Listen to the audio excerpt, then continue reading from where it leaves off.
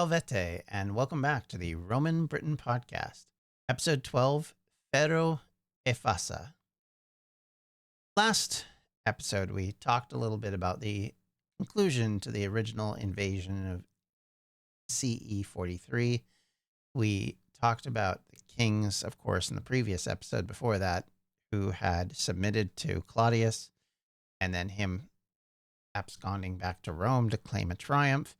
But at the same time, while that was going on, Vespasian and the Second Legion Augusta had started to move to the southwest, and over the year or two, they would then invade and take the hill forts of the Durotriges, and one of their biggest opponents, Caractacus, had slipped away to the west to keep resistance alive, ending up in Wales, where he will then lead some of the resistance over the next few years. We'll talk about him more in depth as time goes on. The army, of course, had now crossed the ocean. It had won a province, but the province, of course, is not a battlefield. It is a thing that has to be held, supplied, taxed, and governed. And in the 4 years that followed, from 43 to 47 CE, under the first governor, Aelius Plautius, the Roman army set about the slow, deliberate work of turning a beachhead into a border. This episode, we discuss the road, entitled the Fosse Way, and how it is a story of how the legions broke out from the southeast, pushed north and west across the Midlands, and reached the ridge above the River Witham, where the town of Lincoln now stands. It is a story of the diagonal line drawn across the whole island from Exeter in the far southwest to Lincoln in the northeast, a line we know today as the Fosse Way. If you've ever been to Britain, you may have traveled it at some point. It is now a part of the regular road system, so it's fairly obvious. But, well, when I say fairly obvious, it's actually fairly not obvious. But nonetheless, it is one of many Roman roads that in some cases have been repurposed over the years, or in some ways has been reassigned. And as time has gone on, the lines have kind of blurred as to where it actually starts and ends and where parts of it are. But we'll get into that as we talk about it. Also in this episode, we'll talk about the archaeology and how the archaeology and history don't always agree, and where some of the ideas that you may have heard about the Fosse Way turn out to rest on shakier ground than they first appear to.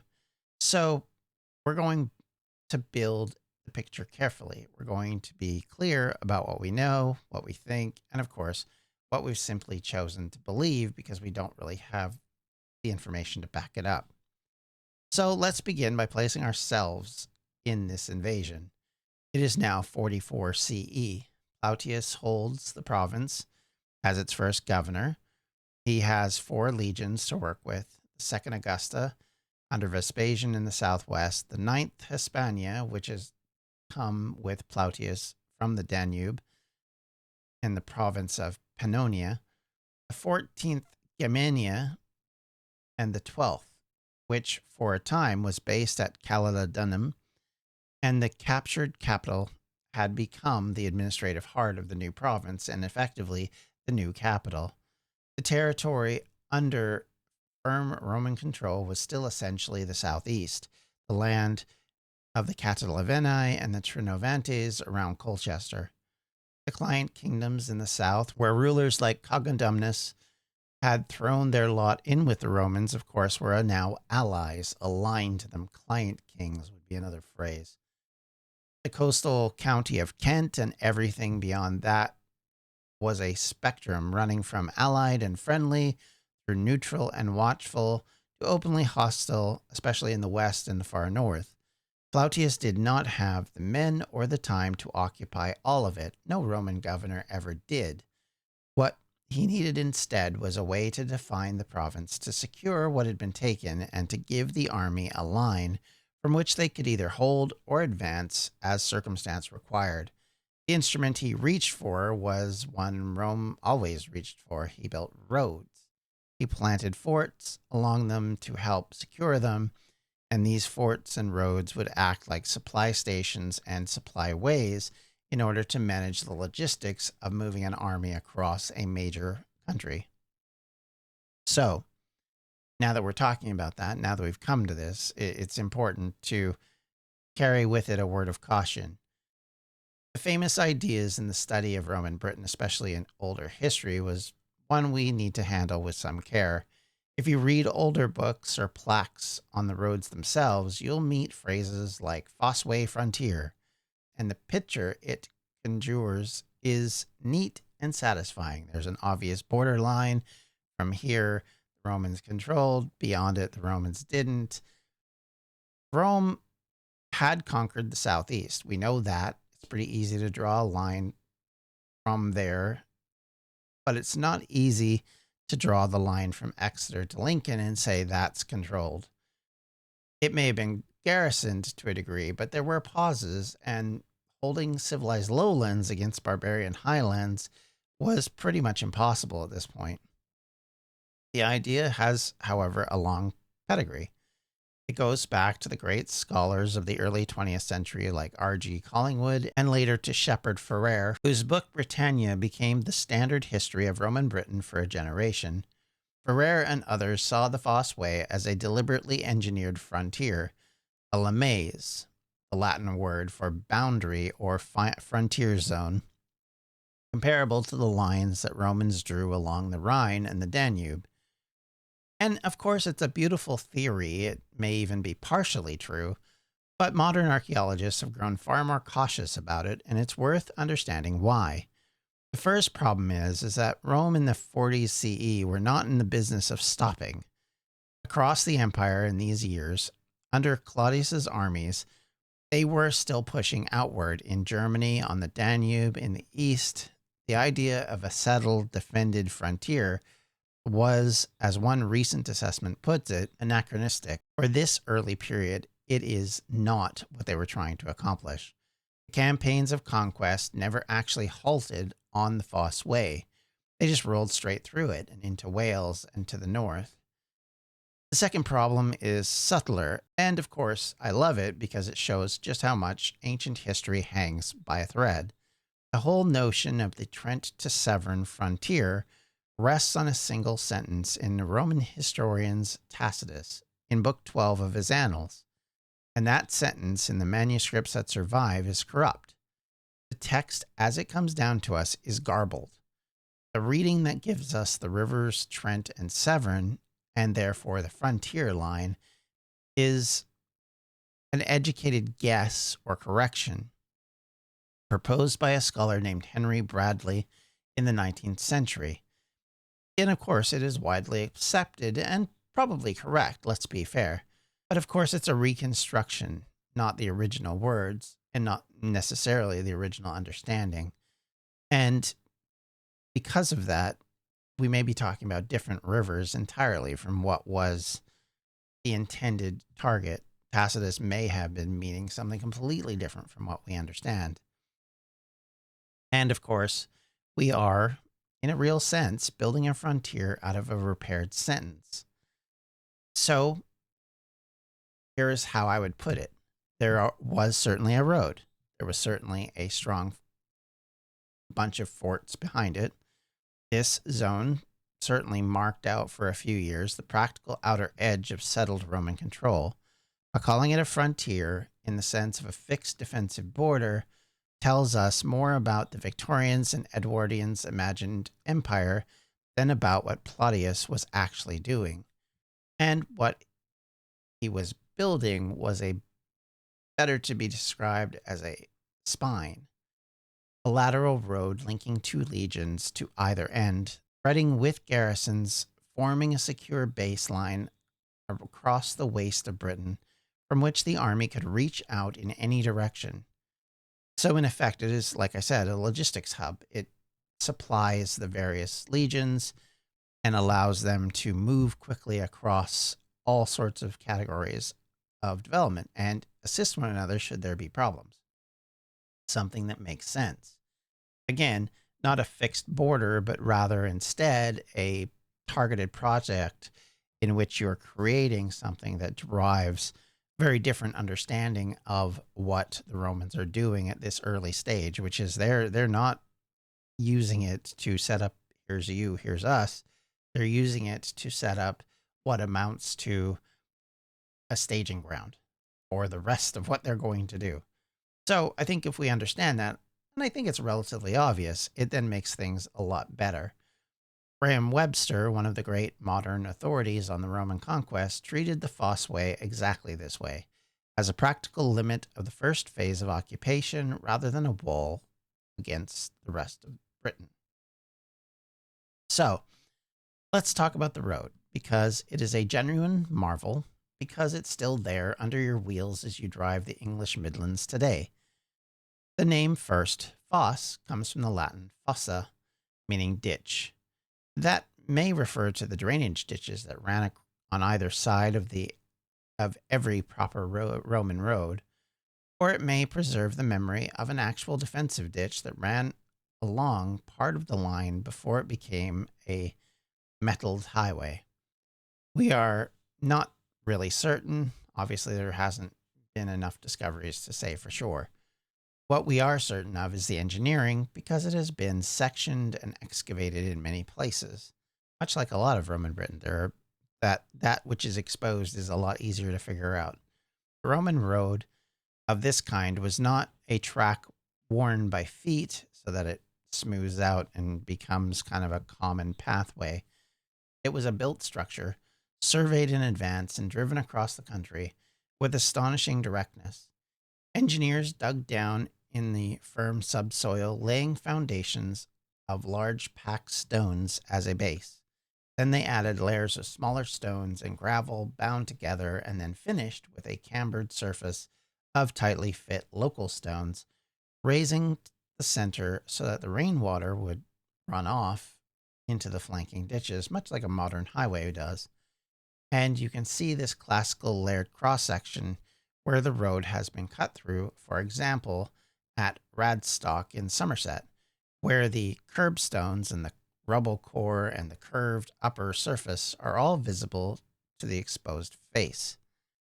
And then there is the line itself. The Fosse Way is famous amongst all Roman roads for its sheer straightness over a colossal distance, from Lincoln in the northeast to Ilchester in the Somerset, the distance of about 182 miles.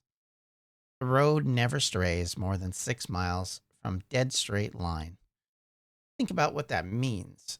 Surveyors working with sighting instruments, fires, and poles, with no map in our sense of it, across hills and rivers and forests that had only just been conquered, laid out in a line the length of a small country, and held to within 6 miles.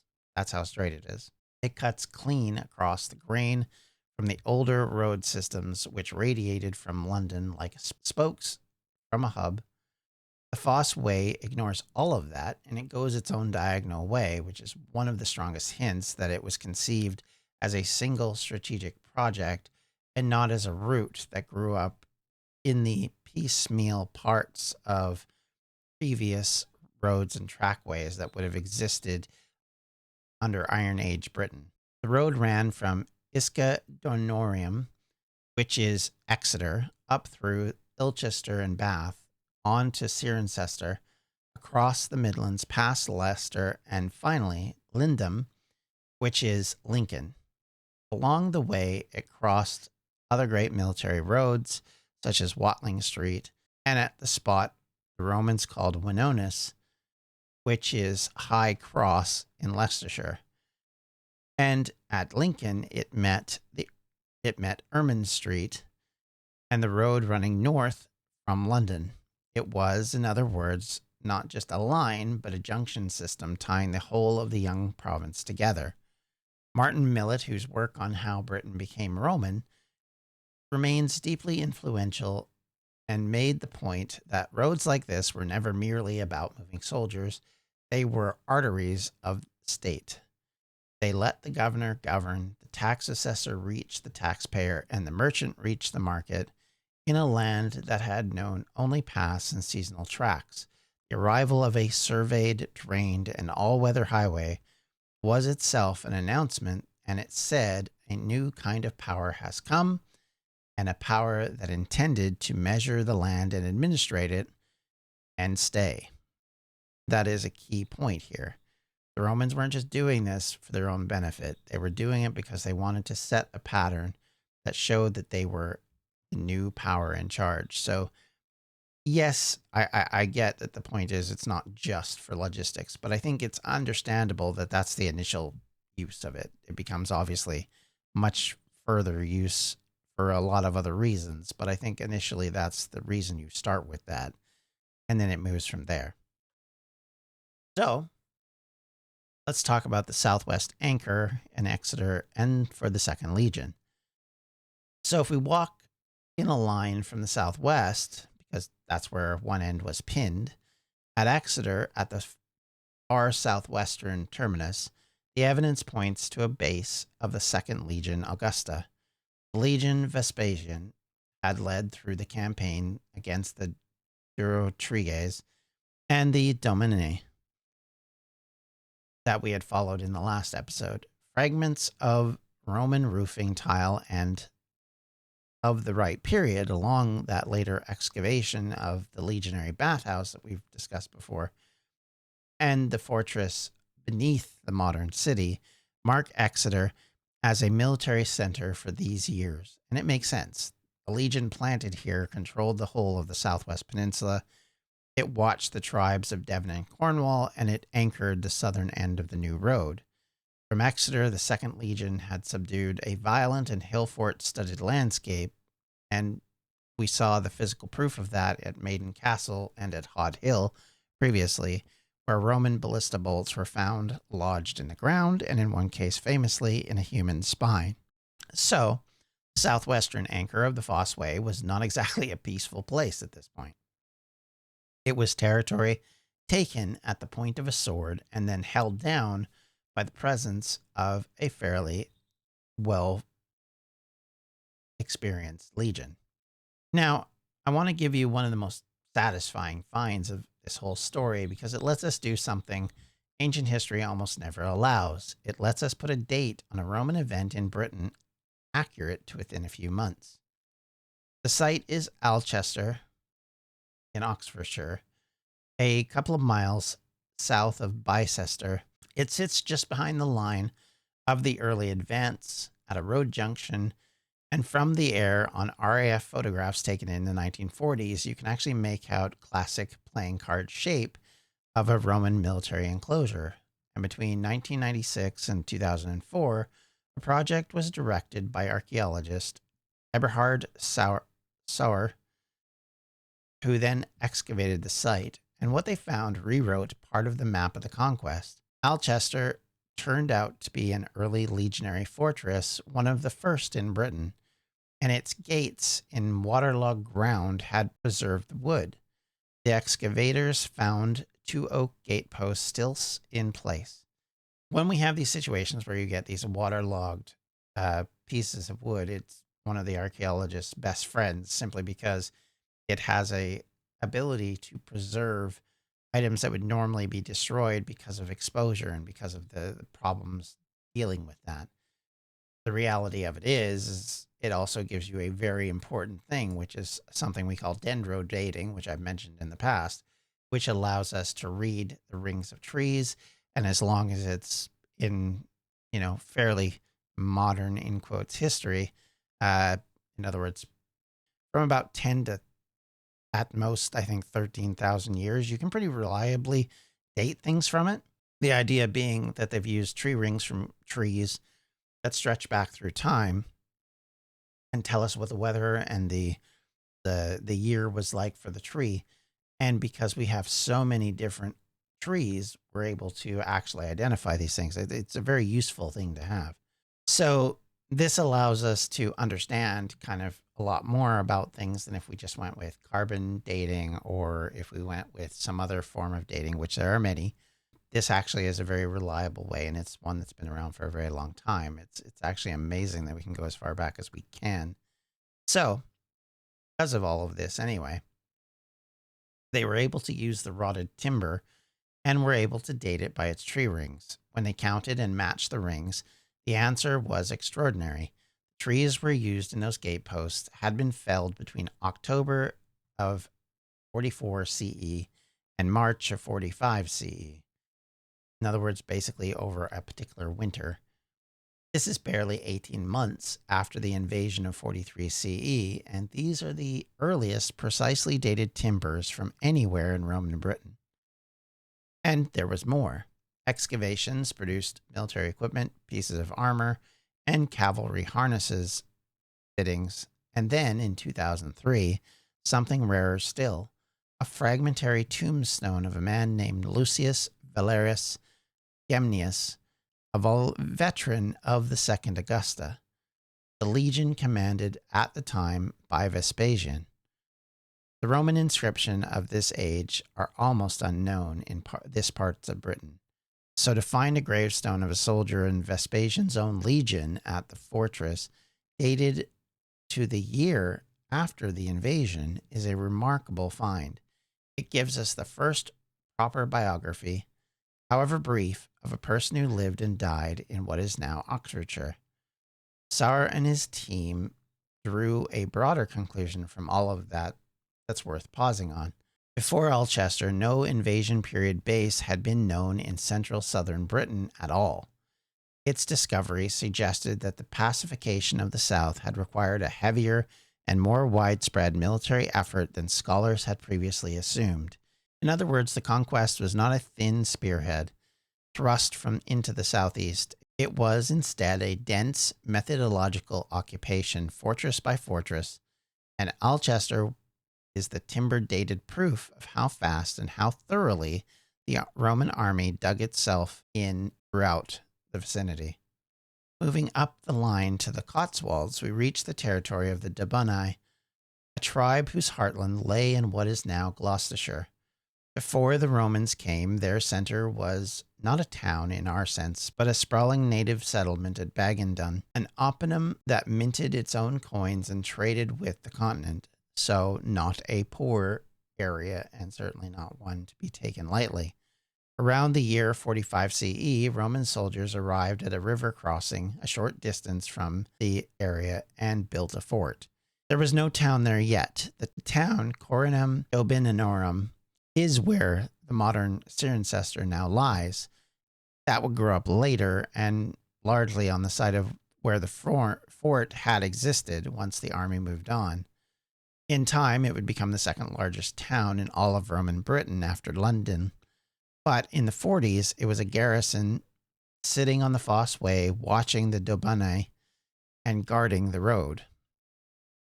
And here is where we meet two soldiers by name, because two of the most evocative objects in the whole conquest period was dug up in Cirencester in the 1830s, and you can go look at them today in the Coronum Museum. These are the tombstones of two auxiliary cavalrymen. First is Sextus Valerius Genelius, a trooper in the cavalry regiment of Thracians. The second man is called Danicus, of a cavalry regiment called the Ala Indiana. Both stones show the same proud image, a mountain trooper riding down a crouching, defeated enemy beneath the horse's hooves, spears raised. It was a standard type of cavalry monument, but there's nothing standard about the inscription and what it tells us. These were not actually Romans and were not actually Britons. Genelius was a Frisian, or a Frisianovian, from the land around the mouth of the Rhine in what is now the Netherlands, serving in a unit raised from Thracians whose homeland was in the Balkans. Danicus came from Augusta Raurica, modern August, in Switzerland, from a people called the Raurici, and he served after 16 years with his regiment. Here, then, the two gravestones in the Cotswold market town, we have a Dutchman in a Balkan regiment and a Swiss in another unit, both of them buried on the edge of a road in western Britain. That is the Roman army in a single image. The legions were Roman citizens, but the auxiliaries, such as the cavalry and the light troops, who did not have the same massive image for a lot of people when they think of Romans. They were a part of it and very critical part of it. And they were drawn from every corner of the empire, and they carried their identities with them even as they served Rome. There is a detail in Denicus's regiment that's worth dwelling on because it opens a small window into how the whole system of empire fitted together. His unit, the Ala Indiana, carried a proper name, Indiana. The name was not a place, it was a man. The regiment, the Ala Gallorum Indiana, Indus's wing of Gauls, it was named after its founding commander, Iulius Indus, a nobleman of the Treveri, a Gaulish people of Mosale. Back in the year 21 CE, Indus had stayed loyal to Rome and helped crush a revolt amongst his own countrymen. The cavalry regiment raised under him kept his name for generations afterward, long after his death, and carried it all the way to a fort in the Cotswolds. There is further thread almost too neat to be true. Iulius Indus had a daughter, Julia Pacada. She married a man named Gaius Julius Alpinus Classicanius, who would arrive in Britain as its financial administrator, its procurator in the aftermath of the Boudiccan revolt, who would argue for mercy towards the shattered province. His tombstone survives at the British Museum, so the name carved on the cavalryman's grave in Cirencester ties by marriage to one of the more humane figures in the whole of the Roman story of Britain. That is the empire in miniature. A web of names, services, loyalties, and families stretch from the Moselle, the Cotswolds, and back to Rome. Of course, dating and all this is very speculative to some degree. It's not accurate all the time, and so it's hard to know for sure. Romans dated differently than we do. They didn't date by 43 CE or 44 CE. All of their dating was based on who the consul was, because consuls were appointed yearly. So typically the consul was the name you mentioned, instead of saying in 43 CE, it was in the consulship of Augustus or Claudius or whomever. And that method, which came out of the Republic, was still around. And it does allow us to date a lot of things correctly because of it, but sometimes it can create some confusion, especially if we don't have obvious evidence, because sometimes they don't date things properly. So let's keep that in mind because, of course, scholars themselves argue about what the dating is. A cavalryman with 16 years of service who enlists before his regiment came to Britain could have died and been commemorated at almost any point across a couple of decades. Some have argued that the Cirencester tombstones belong to the invasion generation, but this, of course, being the 40s and 50s, but others have argued that they are later, after the year 70 CE. What is not in doubt is that they do attest to real and early auxiliary garrisons on the Fosse Way, and they do put a human face and human names onto an abstract line on the map, something that, when you're trying to talk about the history, give you an opportunity to mention actual people and not just a bunch of here's a tribe here, here's a tribe there, and oh, by the way, this is the general, which is typically all we have. And maybe we have the opposition tribal leader, and that's about it. North and east of the Dubanai, the Fosse Way runs into the East Midlands and into the territory of the tribe the Romans recorded in older readings as the Corytani, but whom scholars have more correctly called the Corylitalvi. Their lands sprawled across what is now Leicestershire, Nottinghamshire, and Lincolnshire, a broad, relatively open country of river valleys. It was through their territory that the advance to Lincoln had to pass. At the heart of the territory lay a native center on the river Soar, which the Romans would call Rate Talvorium, modern Leicester. Here, too, the pattern repeated. The army came, established a presence, and the Roman town grew up in and around the military footprint. The Fosse Way ran straight through it, a little to the south at Venosus, High Cross I mentioned earlier. The Fosse Way crossed Watling Street, and at that crossroad it became a central pivot point for the entire Roman network in Britain. Whoever held that junction held the traffic in half of the province. The advance across the Coriol Talvi does not seem to have been the grinding hillfort by hillfort struggle that the Second Legion faced in the southwest. This tribe or kingdom was not organized around greatly defended hill forts in the way that the Durotriges were, and there are hints that at least some of their leaders came to terms rather than fighting to the death. But of course, even with that, the army still needed forward bases, and because of that, it then obviously built them. Excavations at Argadunum in Nottinghamshire, roughly halfway between Leicester and Lincoln, revealed early military posts of exactly this Claudian period, one link in the chain of stations that strung the road as it drove to the northeast. The legion that carried the advance up the northeastern end of the line was the 9th, Legio IX Hispania, the same legion whose later mysterious disappearance from the record has generated so many books and legends. This is the one that disappeared in an area that obviously we now call Scotland. In the 40s, though, the 9th was very much present and very much busy. It headed north through the East Midlands, and as it went, it left fortresses in the ground. The most important of these for our story is Longthorpe, just west of Peterborough on the River Nene. There is something rather wonderful about how it was found. Nothing of it survives above ground. It lies under farmland and now partially under a golf course. It was discovered in 1961 not by digging, but by looking from the air when the buried ditches showed up as crop marks in a dry summer. The parched lines in a field revealed a plan of a fortress no one had known existed. Excavations followed between 1967 and 73, the work associated with Shepherd Ferrer and the great aerial archaeologist J.K. St. Joseph.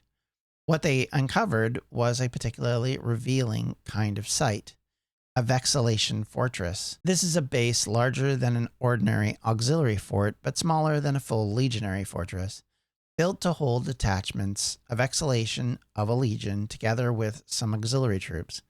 Longthorpe held perhaps half of the 9th Legion and around 5 cohorts, together with cavalry. It covered about 27 acres, and its occupation ran from roughly the mid-40s, from about 44 to 48, right through to the early 60s. A fortress like this in Longthorpe tells you something important about how the conquest actually worked. Rome did not always advance with a whole legion in a single block. It broke its forces into mobile battle groups, which then planted them at key river crossings and road nodes, and then used them to dominate a wide area. Longthorpe sits at a crossing of the Nene on the road north, at the edge of fen country, close to the border of the Iceni, the tribe from Norfolk, which we'll get into way more detail, but at this stage were an ally of the Roman army and the Roman general. It was a client kingdom rather than a conquest. So thus, the fortress watched the road, it watched the river, and it watched the sensitive frontier with an ally who might not always stay friendly, as indeed would later be proven. From Longthorpe, the 9th pushed on, establishing another vexillation base at Newton-on-Trent on the Great River that corrected Tacitus's passage names as the frontier line. They finally reached the ridge above the Witham, where Lincoln now stands. And I want to be careful here with chronology because it's easy to compress it. The advance to Lincoln belongs to these years in the later 40s, but the great stone legionary fortress at Lincoln itself, and the one that gave the city its Roman street plan, was built somewhat later in the 60s. And in a period that we're covering right now, Lincoln was obviously not something of that design. It was a forward-facing military base, which likely was made mostly of wood at this point. Why Lincoln? Why did the road and the Legion drive for this particular point? Stand on the site and it becomes obvious. Lincoln sits where a steep limestone ridge cuts deep through the river Witham, a natural gap in the high ground with a river running through it. It commands the crossing, it commands the ridge, and it looks over a flat country at fens towards the north and east. A forest based here controlled the approaches to the entirety of the northeast of the lowlands. The Romans called it Lindum, a name taken from the British word for pool. The broad pool that it mentions, the Witham, forms below the hill. Later, when veterans were settled there, it was raised to the highest rank of Roman town and became Lindum Colonia. The second word, Colonia, of course, survives, worn down by 2,000 years of speech in the modern name Lincoln. So in other words, Lindum Colonia, Lincoln. So as per usual with English language, we take the first 3 words of one and the first 3 words of another, more or less, and you get the name. Michael Jones, whose study of Roman Lincoln is a standard work on the city, traces this exact progression from the frontier military strong point chosen for its command of the ridge and the river, to the legionary fortress, to the colonial veterans who then became its first real citizens, to the one of the 4 provincial capitals of the late Roman Britain. But all of that grand future begins here. It's in the 40s with the 9th Legion arriving at the northeastern edge of the road, at the point where the Fosse Way met Ermine Street, and looking north into the country Rome did not yet hold. And that is the shape of the whole line. 2 legions, 1 on each end, the 2nd in Exeter in the southwest and the 9th reaching for Lincoln in the northeast.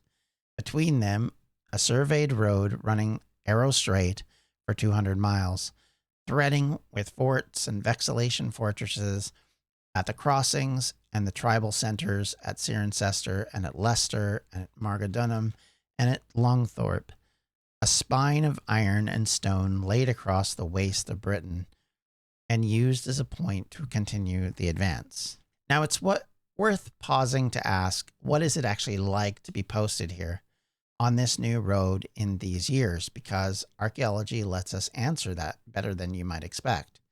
A fort on the Fosse Way was not a lonely wooden box in the wilderness. It was a small, busy town of soldiers laid out in a standard plan the men would recognize anywhere in the empire. As I've mentioned before, the fortresses of Rome were pretty standardized to the point where you knew where everything was everywhere in this base. So it was never a difficulty to find where you were going if you were in, places like Judea or in places like Egypt or in places like Rome, or if you were in, the boundaries of Germania, or if you were in Britain in this case. Everything was the same. So with barracks, granaries, workshops, and headquarter buildings with the commander's house, all of these positioned in the exact same way, in the exact same structural way, it makes it very easy. And the granaries were big enough to store serious reserves of grains, which helps. There was a water supply. Typically, you need that, so that's kind of critical. Flowing water brought to the site, which is, of course, one of the earliest known examples of such a thing in Britain. And tellingly, the plant's remains, including food, were new to the island. Coriander, millet, and celery, just for an example, the diet of men who'd come from the Mediterranean world brought their taste with them, also brought their food with them. There was even evidence of writing, of literacy, and at a base in Oxfordshire countryside within a year or 2 of the invasion. Put these details together and you have a vivid sense of things. These garrisons were islands of a foreign way of living, planted deliberately in the middle of a conquered land, and the smell of unfamiliar herbs cooking, the scratch of a stylus on a wax tablet, the grain requisitioned from British farms piled in Roman granaries, cavalry horses in Roman stables, and to the people of the Dubonai and the Coriol Tavani farming nearby, the fort was a daily sensory demonstration that the world had changed and that the change intended to stay for dinner. And the road tied all of these islands together. A message, a cart of supplies, a relief detachment, a tax assessor with an escort could move from one end of the province to the other on a hard, drained, all-weather surface in any season at a speed the old British trackways could never have allowed. That, more than any other rampart, was what the Fosse Way delivered. Not a wall to keep enemies out, but a nervous system to hold the province together. At the end of the day, this is what we're talking about. It is now 47 CE, and we get to the end of what we consider to be the beginning of the invasion. Plautius hands over the province at this point, and he's done what he was sent to do. He had turned a landing into a province, built the roads, planted a fortress, and drawn the line that he would use to go home to Rome to receive a rare honor of an ovation and a lesser form of triumph. In his place came the second governor, Publius Aetorius Scapula. Scapula arrived, as new governors often did, to trouble. This is a trouble we're going to talk about in much more detail as we go along, and it's something that I think it's good to know that as the Fosse Way is heading its various directions, the British resistance is no longer sitting around waiting for this to happen. They are formulating their own methods to deal with it, and chief among them is Caractacus, who has been working with the Welsh tribes who have been sheltering him, for lack of a better phrase, in trying to create a proper fight to take back against the Romans. So it is obvious that this was never going to be a frontier line. It was simply something put in place to do what Rome needed it to do, and from there become a kicking off point in order to continue to spread their power base, to continue to advance across the territory that they had been wanting to take. So, over 4 years and under Plautius, Rome had taken themselves across the landscape. They had begun the process that would create what we call Roman Britain, and in so doing had started to manufacture the key points of a Roman life. The Roman roads, the Roman bathhouses, the Roman structures, the temples, the administrative facilities had all started to become important things that were built by soldiers, by civilians, by former tribes that were now a part of the new fact of Rome. And all of this was happening at the same 4-year period, which has given us this look at how the Roman military advanced and how it grew. Something that I think is important to keep in thought process while we think about this.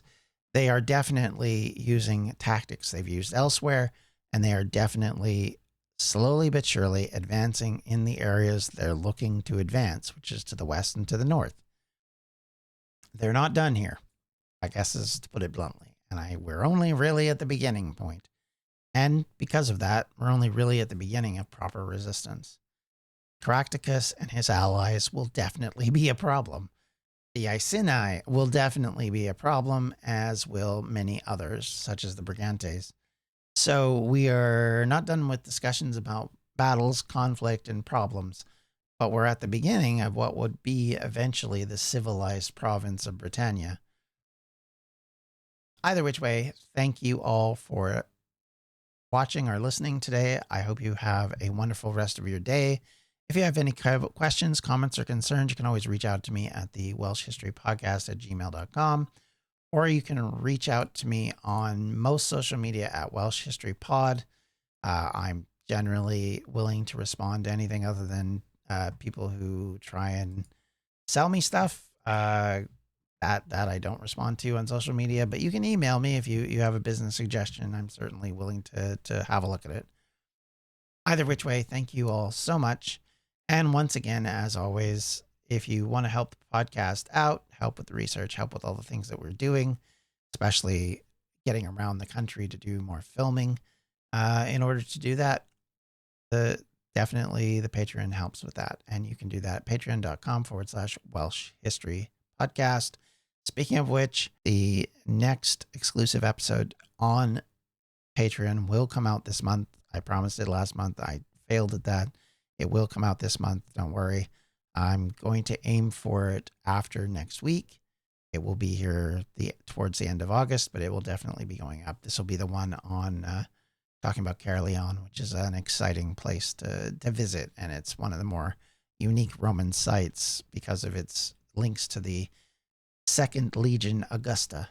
But with all that said and done, thank you once again. Take care. Have yourselves a wonderful rest of your day. Bye-bye. The Welsh History Podcast is a member of the Evergreen Podcast Network. To find more information about them, please follow them at evergreenpodcastnetwork.com. Thank you for listening. Have a great day.